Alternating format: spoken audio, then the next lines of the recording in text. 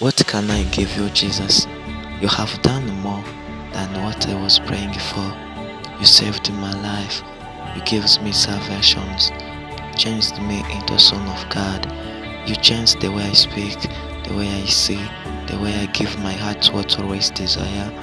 You changed everything in my life, and me too, I'm a son of God. Just because of your blood, you shed in the cross. Thank you, Jesus. hari igihe kizagera mwami yesu agarutse kutujyana iyo ijuru ati nimuze bana banjye maze aduhanagure amarira twaririye muri iyi si mbi